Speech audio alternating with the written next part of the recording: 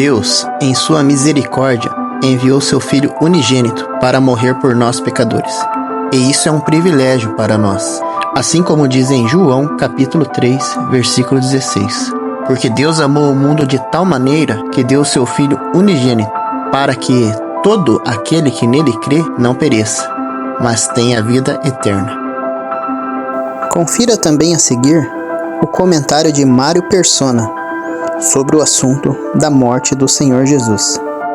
Você escreveu perguntando quem foi responsável pela morte de Jesus. Bem, toda a humanidade foi responsável pela condenação e execução do Filho de Deus, embora os judeus tenham uma parcela maior de culpa e de responsabilidade por causa do conhecimento que eles tinham das promessas de Deus quanto ao Messias. Israel era uma nação dividida naquela ocasião, embora tivesse o seu próprio rei, que era Herodes, um judeu que não era judeu na realidade, porque ele não era de linhagem judaica ou de Israel. Eles tinham também governadores locais, tanto judeus como do inimigo, gentis, por exemplo, Pilatos, que não era um judeu, e esses eram instituídos pelos romanos. Era esse o sistema romano quando eles invadiam um país. A maneira de tratar o país invadido pelos romanos era assim: eles colocavam um rei do seu próprio povo, porém comprado pelo invasor, claro, para fazer a ponte cultural com o povo e permitindo assim que eles mantivessem seus costumes e religião, no que os romanos não interferiam. Os judeus foram culpados por rejeitar Jesus, o Messias deles. Mas os gentios não, porque eles nunca tiveram a promessa de um Messias. Mas, por ser um país invadido, os judeus não tinham autonomia para entregar alguém à morte, que no sistema dos judeus seria o apedrejamento.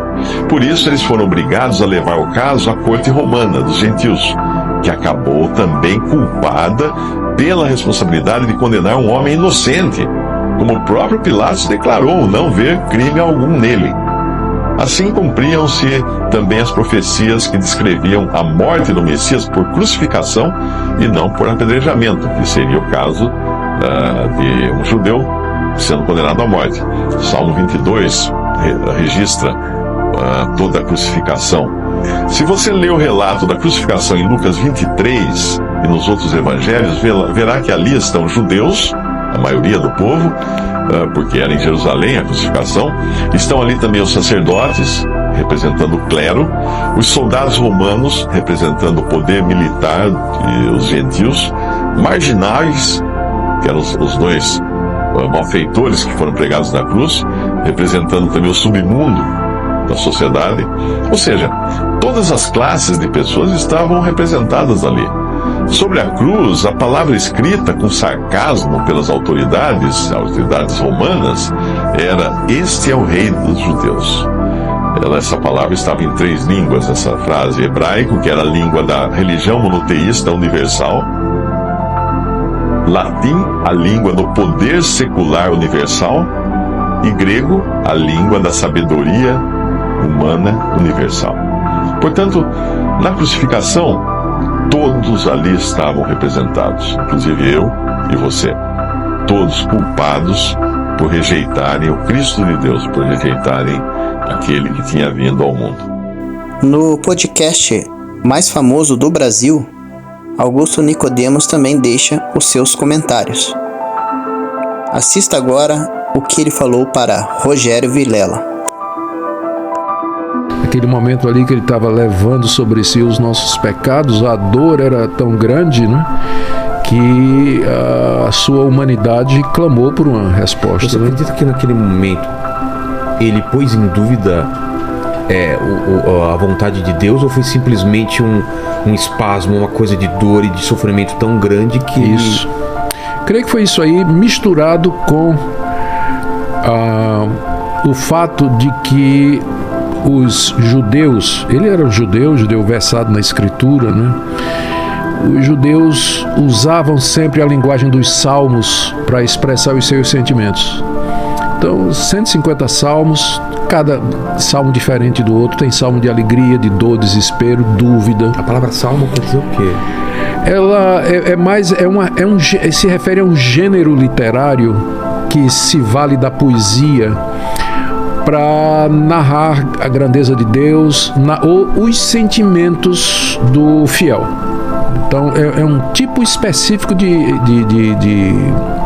gênero literário, né? Que ele é próprio da linguagem bíblica, mas não é impossível alguém fazer hoje, né? A gente poderia propriamente chamar de salmos, alguma construção poética que alguém fizesse, que tem como objetivo falar da grandeza de Deus e tudo mais, né? E Jesus, nessa hora, ele usa... O Salmo 22 é um salmo que começa exatamente o rei Davi dizendo isso. Deus meu, por que me desamparaste? Por que não ouves o meu lamento? Por que o Senhor está distante de mim? Então, o judeu, ele crescia usando a linguagem dos salmos para expressar os seus sentimentos. E eu creio que naquele momento de angústia, o judeu Jesus se valeu do Salmo 22 para expressar toda a dor, o que ao mesmo tempo bate com aquilo que a gente lê no restante da Bíblia, que ele foi feito pecado por nós. Ele não conhecia pecado. Ele nunca pecou, não tinha essa experiência como a gente tem do que é o pecado. E na cruz, toda a carga de pecado foi lançada sobre ele. Então, ele ali recebeu o castigo que era para mim. Quem devia estar pendurado naquela cruz era o tio Nico, pendurado ali e ainda mais chicoteado muito mais, né? Era eu que era para estar pendurado ali. Mas ele foi no meu lugar. E é por isso que eu posso agora chegar para Deus e dizer: Deus, eu creio que o Senhor me perdoa, porque a minha culpa já foi paga. Porque Deus não pode perdoar de graça, Rogério. Como assim Deus perdoa de graça? Ele seria injusto. A gente fica revoltado quando um juiz inocenta né, um bandido. A gente tem um senso de justiça. Agora imagine a Deus inocentando todos nós que somos bandidos. Deus simplesmente fecha os olhos e diz: está tudo. Mas como assim? Deus não pode fazer isso, ele é justo. Então, pecado tem que ser pago. Alguém tem que pagar o pecado. É isso que Cristo fez. Por isso que ele gritou, porque ele sentiu aquele peso do pecado sobre si naquele momento. Esse ponto é central para o cristianismo histórico e bíblico. É aquele momento em que Cristo leva sobre nós os nossos pecados. Eu diria para você que é isso que faz o cristianismo distinto de todas as demais religiões. É esse momento aí. Os fundadores de outras religiões, eles não morreram no lugar dos seus seguidores. Eles deram ensinos, alguns preciosos, muito preciosos, aliás, para os seus seguidores. Muita coisa nessas religiões e no cristianismo também é bom senso. É simplesmente bom senso. Mas a diferença principal é que, se você fizer um apanhado nisso da religação que eu falei com você, você vai ver que, na verdade, mesmo tendo centenas e centenas de religiões no mundo, só existem duas categorias. Uma categoria, aquelas religiões em que o ser humano faz alguma coisa para se religar com Deus. Só tem duas categorias de religião. Uma em que o ser humano, ele tenta a religação com a divindade pelo seu próprio mérito e esforço.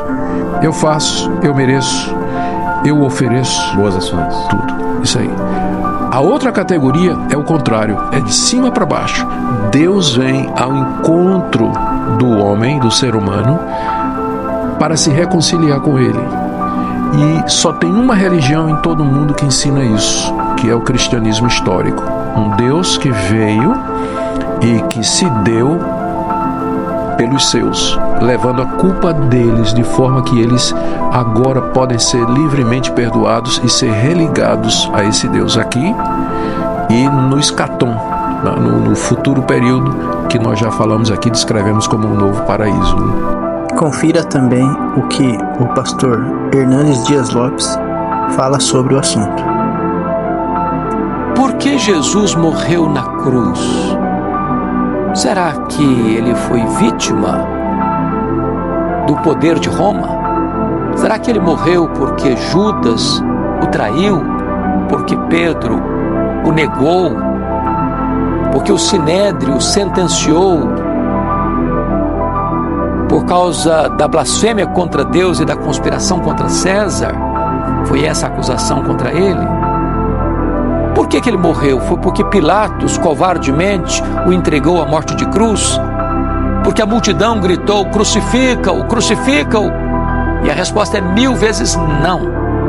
Ele morreu porque o Pai o entregou por amor. Ele morreu pelos nossos pecados.